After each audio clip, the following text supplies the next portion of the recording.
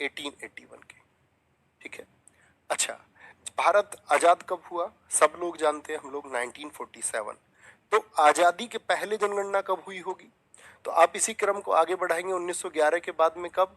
1941 में भी एक बार हुई होगी, और एक बार आपका आजादी के बाद 1951 में। बीच में क्या रहा होगा? 1947। क्या 47 में भी कोई जनगणना हुई? यस और नो? आप कहेंगे जी भारत की आजादी के सबसे निकटतम जो जनगणना है, सबसे निकटतम जो जनगणना है वो बताएंगे 1941 की होगी या 1951 की। तो 1951 को भारत की आजादी की जो भी डेटा है उसका आधार माना जाएगा। किसको? 1951 को, ठीक है। अब बात आती है स्वतंत्र भारत की पहली जनगणना। भारत आजाद हुआ 1947 में, जनगणना पहली हुई क्योंकि 10 वर्षों में होती है। तो यहाँ पर देखेंगे आप, जनगणना आयुक्त रहे इस समय श्री W.M. येट्स। बहुत इंपॉर्टेंट है, स्वतंत्र भारत की पहली जनगणना के समय जो आपके जनगणना आयुक्त थे यानी सेंसर कमिश्नर थे वो कौन? ठीक है, बात समझते चल रहे हैं मेरे साथ साथ में? मेरे साथ साथ में बातों को आप लोग समझ पा रहे हैं? एक बार थम्स अप करके मुझको बताते रहें।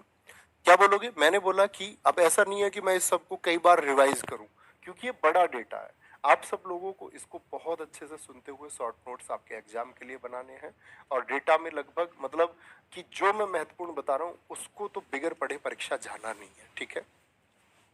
क्या बोलोगे? जनगणना आयुक्त श्री M.W. येट्स और साथ में R.A. गोपाल स्वामी, ठीक है। एक अंग्रेज, एक आपका भारतीय व्यक्ति। अच्छा, वर्तमान जो जनगणना है ये कौन सी जनगणना है? 15वीं जनगणना है। कौन सी जनगणना है ये?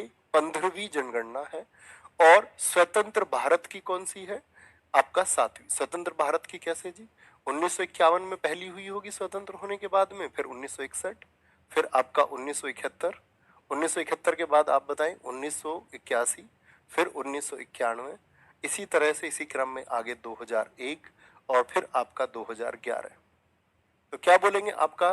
तो आप कहेंगे भाई साहब ये आपकी 7वीं जनगणना है। कौन सी है जी? 7वीं जनगणना है। 21वीं सदी की है कौन सी जनगणना है? दूसरी।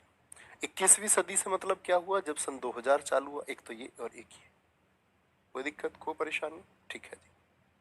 जनगणना के प्रशासनिक आपका प्रशासनिक स्वरूप की बात कर लेते हैं। प्रशासनिक शब्द होता है, ठीक है। एडमिनिस्ट्रेटिव फॉर्म क्या है? जनगणना को हम किस मंत्रालय के अधीन पढ़ेंगे? क्या बोलोगे? हमेशा गृह मंत्रालय। क्या बोलेंगे? गृह मंत्रालय। संविधान की किस अनुसूची में आता है? 7वीं अनुसूची में, 7th शेड्यूल में।